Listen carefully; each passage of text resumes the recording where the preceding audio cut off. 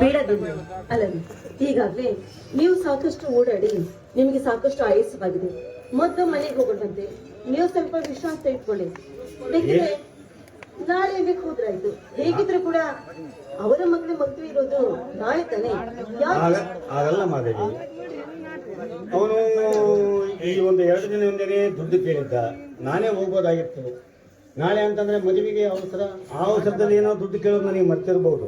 ನಾನೇ ಹೋಗಿ ದುಡ್ಡು ಕೊಟ್ಟು ಬರ್ತೇನೆ. ಪಾಪ ಮಗು ಕರೆದುಕೊಂಡು ನೀನು ನನಗೆ. ಅಪ್ಪಾಜಿ, ತೊಂದರೆ ತೆಗೆದುಕೊಳ್ಳೋ ಅವಶ್ಯಕತೆಯೇ ಇಲ್ಲ. ರುದ್ರನ ಇತ್ತ ಕಡ ಬರಾಯ್ತಿದ್ದಾನೆ.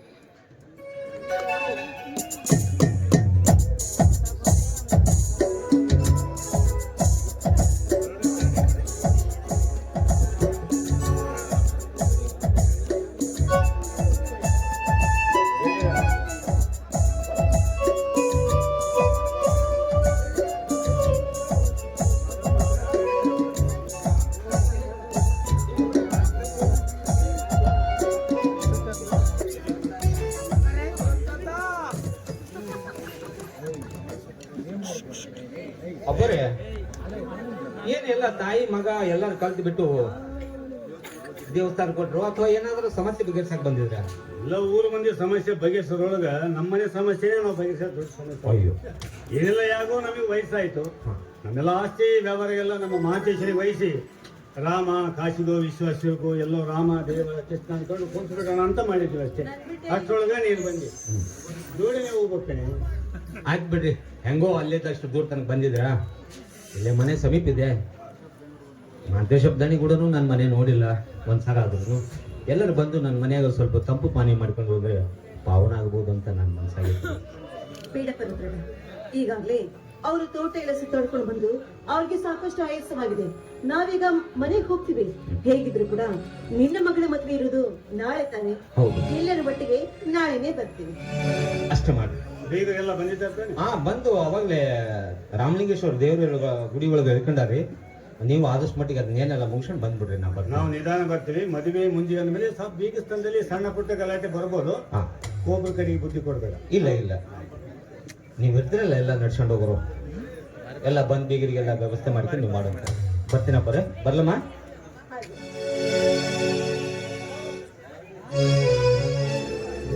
ಮಾದೇವಿ, ನಾವು ದುಡ್ಡು ಕೊಡೋದನ್ನೇ ಬರ್ತಿದ್ದೀವಲ್ಲ. ನೀವಿಬ್ರು ಮನೆಗೆ ಹೋಗಿ ನಾವು ಕೊಟ್ಟು ಬೇಡ ತಡ್ರಿ, ನೀವ್ಯಾಕ್ರಿ ಹೋಗ್ತೀರಾ?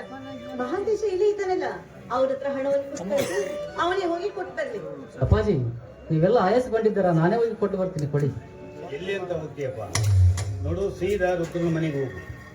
ಮನೆಯಲ್ಲಿ ಆದ್ರೂ ಇರ್ತಾನಿಲ್ಲ, ರಾಮಲಿಂಗೇಶ್ವರ ದೇವಸ್ಥಾನದಲ್ಲಿ ಇರ್ತಾನೆ. ಮರಿಬೇಡ. ನನ್ನ ಹೊಟ್ಟೆ ತುಂಬಾ ಹಚ್ಚುತ್ತಾ ಇದೆ, ಮನೆ ಹೋಗೋಣಂತೆ. ಅಲ್ಲ, ಮದುವೆ ನಾಳೆ. ಹಿಂದೆ ಕೈ ಕಾಲು ಬಾಸ್ಕರ್ ಹೇಗೆ?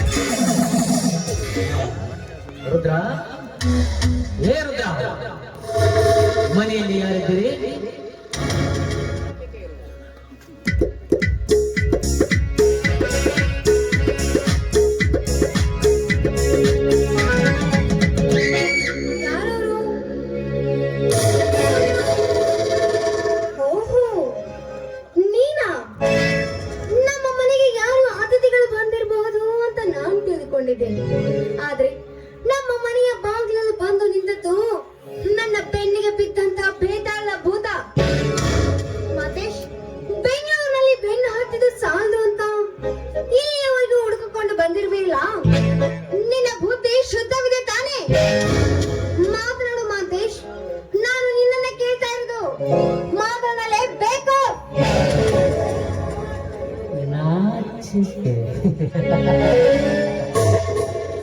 ನಾನು ಹುಟ್ಟಿದ ಕೊಟ್ಟಿನಲ್ಲಿಯೇ ಬಿಟ್ಟು ಬಂದಿದ್ದೇನೆ ನಾಚಿಕೆ ಎಂಬ ಮೂರಕ್ಷರದ ಪದಾರ್ಥವನ್ನು. ಬರಬೇಕಾದವರ ಮನೆಗೆ ಬಂದಿದ್ದೇನೆ ಅಂಬಿಕಾ. ಮತ್ತೊಬ್ಬರ ಮನೆಗೆ ನನಗೆ ಅಂತ ಹೇಳಲು ಬಿಟ್ಟು ಪುರುಷನಲ್ಲ. ನಾನ್ಯಾರೆಂಬುದನ್ನು ನೀನು ಇನ್ನೂ ಅರಿತುಕೊಂಡಿಲ್ಲ. ನಾನ್ಯಾರೆಂಬುದನ್ನು ನೀನು ಅರಿತುಕೊಂಡಿದ್ದರೆ ನಾನು ಬರುವ ಮುಂದೆಯೇ ನೀನು ನಿನ್ನ ಮನೆಯ ಬಾಗಿಲಲ್ಲಿ ನನ್ನನ್ನು ಸ್ವಾಗತ ಮಾಡಿಕೊಳ್ಳುತ್ತಿದ್ದೀನಿ. ಈ ವಿಷಯ ತಿಳಿಯಲಾರದು ನನ್ನ ದುರ್ದೈವ. ನೀನು ಧನ್ವಂತರಿ ಹತ್ರ ದುಡಿಯುವ ರುದ್ರ? ಹೌದು, ಅದೆಲ್ಲ ನಿನಗೆ ಹಾಕಬೇಕು. ನೀನ್ ಯಾಕೆ ಇಲ್ಲಿಗೆ ಬಂದೆ ಅದನ್ನು ಹೇಳಿ ಸಾಕು. ಬರಬೇಕೆಂದು ಬಯಸಿ ಬಂದವನು ನಾನಲ್ಲ. ಬರುವ ಅವಶ್ಯಕತೆ ತಂದುಕೊಂಡವನು ನಿನ್ನ ತಂದೆ. ಅಂದ್ರೆ ಅಂದ್ರೆ ಏನ್ ಅರ್ಥ? ಈ ಊರಿನ ಗಣರಾಜನೆಯ ಏಕೈಕ ಸುಪುತ್ರನಾದ ಮಹಾನ್ ತ್ಯಾಗಣಿ.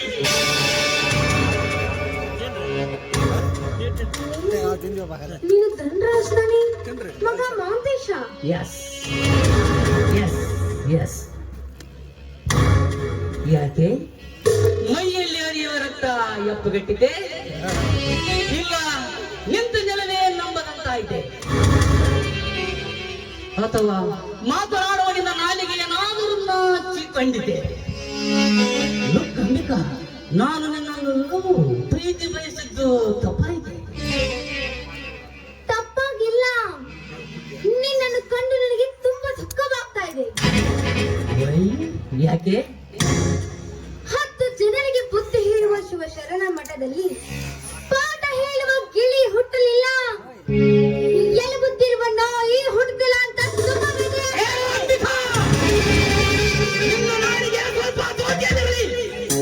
ಮನ ಬಂದಂತೆ ನುಡಿದ್ದೆ, ಆದರೆ ನಿನ್ನ ದೇಹವನ್ನು ಪಾರು ಮಾಡಬೇಕಾಗುತ್ತದೆ. ನಾನು ಯಾರೆಂಬುದನ್ನು ಅರಿತುಕೊಂಡು ಮಾತನಾಡು. ನಿನ್ನಂತ 10 ಜನರಿಗೆ ಅನ್ನ ಹಾಕುವ ಪುಣ್ಯವಂತರ ಮನೆತನ ನನ್ನದು. ನಾನು ಮನಸ್ಸು ಮಾಡಿದರೆ ನಿನ್ನಂತ 1000 ಹೆಣ್ಣುಗಳನ್ನು ತಂದು ಸಾಲು ಸಾಲಾಗಿ ನಿಲ್ಲಿಸಬಲ್ಲೆ. ಆ ಶಕ್ತಿ ನನ್ನಲ್ಲಿ ಉಂಟು.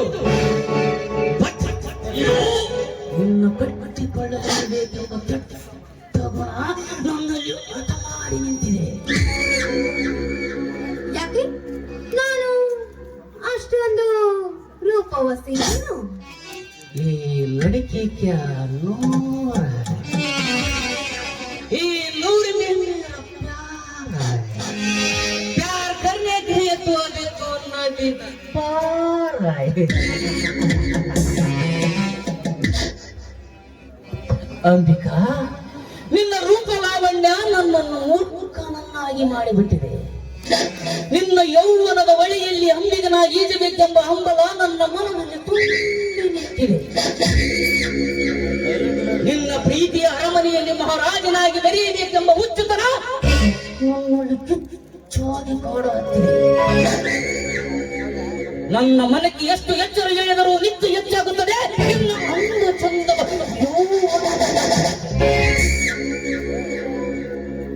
ಅಂಬಿಕಾ, ಇಲ್ಲಿವರೆಗೆ ನೀನು ಆ ಆಕಾಶದಲ್ಲಿ ಹಾರಾಡುವ ಹಕ್ಕಿ ಎಂದು ಭಾವಿಸಿದ್ದೆ. ಈ ಹಕ್ಕಿ ನನಗೆ ದಕ್ಕಲಾರದು ಎಂದು ತಿಳಿದುಕೊಂಡಿದ್ದು ಸಹ ನಿಜ.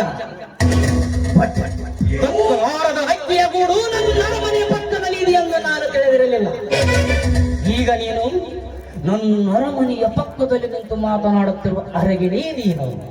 ಅದಕ್ಕಾಗಿ ನಿನ್ನ ಮನದಿಚ್ಛೆಯಿಂದ ಒಪ್ಪಿದರೆ ಸರಿ.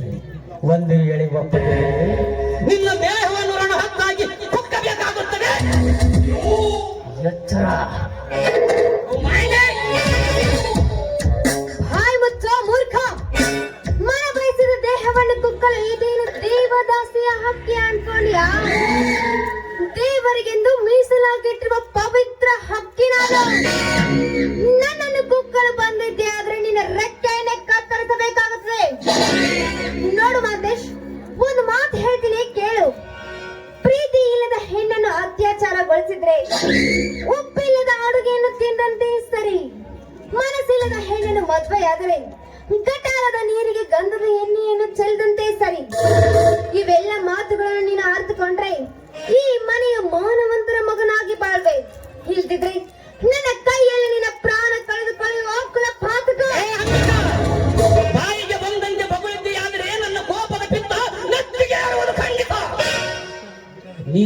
ನೀನು ಉಪದೇಶ ಹೇಳಿದರು ಈ ಮಹಾಂತೇಶನ ಹೃದಯದಲ್ಲಿ ಭದ್ರವಾಗಿ ನಿಲ್ಲಲಾರು. ಈ ಮಹಾಂತೇಶನಿಗೆ ಗೊತ್ತಿರುವುದು ಒಂದೇ, ಒಲಿದು ಬರಲಾರದ ಹೆಣ್ಣನ್ನು ಬೆನ್ನತ್ತುವಂತಿದ್ದರೆ ಓಡುವ ಜಿಂಕೆಯನ್ನೇ ಬೇಟೆಯಾಡಿದಷ್ಟು ಸಂತೋಷ ಸರಿ ನನ್ನ ಮನಸ್ಸಿಗೆ. ಪ್ರೀತಿ ಎಲ್ಲದ ಹೆಣ್ಣನ್ನು ಭೋಗಿಸುವಂತಿದ್ದರೆ ಅಮೃತ ಕುಡಿದಷ್ಟು ಸಂತೋಷ ಸರಿ ನನ್ನ ಮನಸ್ಸಿಗೆ. ಮನಸ್ಸಿಲ್ಲದ ಹೆಣ್ಣನ್ನು ಮದುವೆ ಆಗುವಂತಿದ್ದರೆ ಹಠ ಮಾಡುವ ಕುದುರೆಯನ್ನು ತಂದು ರಥಕ್ಕೆ ಕಟ್ಟಿ ಚಾಟಿಯಿಂದ ಹೊಡೆದು ಸವಾರಿ ಮಾಡಿದಷ್ಟು ಸಂತೋಷ ಸರಿ ನನ್ನ ಮನಸ್ಸಿಗೆ. ಲುಕ್ಕಂಬಿಕಾ, ಮಾತು ಬೆಳೆದಂತೆಲ್ಲ ವೈರತ್ವ ಬೆಳೆಯುತ್ತದೆ, ವೈರತ್ವ ಬೆಳೆದಂತೆಲ್ಲ ವಿರಸ ಹುಟ್ಟುತ್ತದೆ, ವಿರಸ ಹುಟ್ಟಿದಂತೆಲ್ಲ ಸರ್ವನಾಶಕ್ಕೂ ಮೂಲವಾಗುತ್ತದೆ.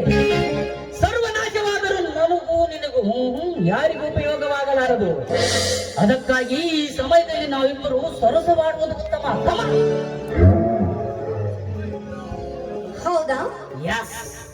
ಮಿಸ್ಟರ್ ಮಹಾಂತೇಶ್, ನಾನ್ ನಿಮ್ಗೊಂದು ಪ್ರಶ್ನೆ ಕೇಳ್ತೀನಿ, ಉತ್ತರ ಕೊಡ್ತೀರಾ? Please tell me. ಮಾನವನು ಹೊಟ್ಟೆ ಹಸಿದಾಗ ಹೊಟ್ಟೆಗೆ ಏನ್ ತಿಂತಾನೆ? ವೆರಿ ವೆರಿ ಸಿಲ್ಲಿ ಕ್ವಶನ್. ಮಾನವನು ಹಸಿದಾಗ ಹೊಟ್ಟೆಗೆ ಅನ್ನ ತಿನ್ನುತ್ತಾನೆ. ಆ ಅನ್ನವನ್ನು ತಿನ್ನುವ ಬದಲು ಸಗಣಿಯನ್ನು ಯಾಕೆ ತಿನ್ಬಾರ್ದು? ಮಾನವನು ಹಸಿದಾಗ ಹೊಟ್ಟೆಗೆ ಅನ್ನ ತಿನ್ನದೆ ಸಗಣಿ ಎಂದು ತಿನ್ನಲಾರನು. ಈಗ ನೀನು ತಿನ್ನಲು ಬಂದದ್ದು ಅದೇ ಸಗಣಿಯನ್ನೇ.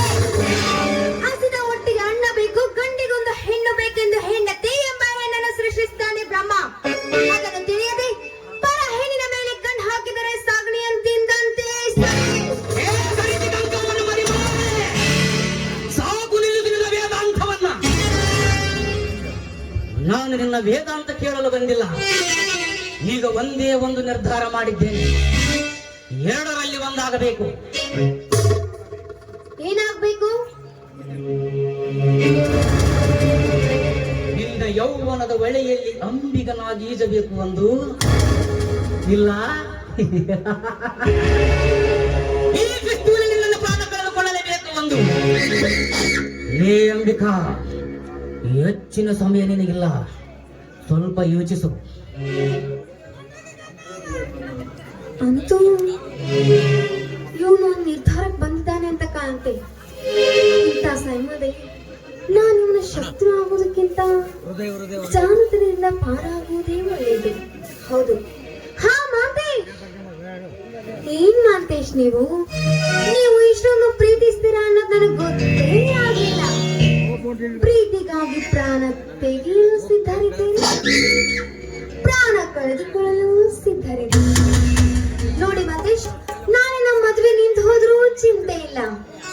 ಇಂದಿನಿಂದ ನಮ್ಮ ಅಮರ ಪ್ರೇಮ ಪ್ರಾರಂಭವಾಗಲಿ. ಬನ್ನಿ.